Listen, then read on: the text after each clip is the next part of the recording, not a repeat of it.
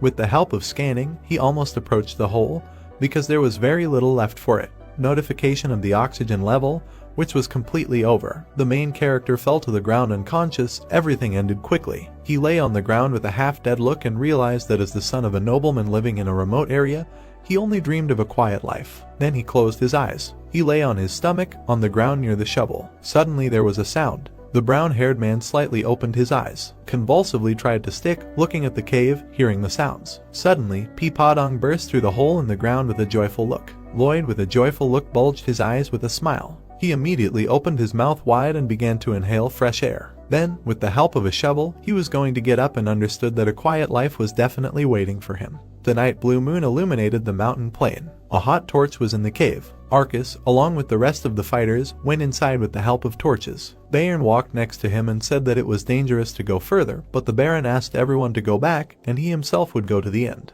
Arcus stared ahead with a torch. He saw two silhouettes when his son carried a knight. The protagonist with a tired look carried his faithful comrade on his back. A message popped up that using exceptional skills in an emergency situation had helped him surpass the limits of human ability, and the special case coupled with the skill of Azrahan's core technique had a strong effect on him. Notification with the available skill of the power mode, even when he was greatly exhausted, traces of the core technique could still have an effect. Arcus immediately dropped the torch and ran to his son. The protagonist, looking tired, carried the body of the unconscious knight. The brown-haired man and the unconscious knight fell into Arcus's arms. A large blue moon was visible through the black clouds. It was the next morning at dawn in a flat town. A man in a suit carried a wooden box, looked back at the janitor and said that he thought this young gentleman was an idiot, but it turned out that this was not the case. The sun's rays illuminated the houses of the town, and the man said that his nephew was in the thick of things. He saw everything himself. When the giant ants attacked, the master's first thought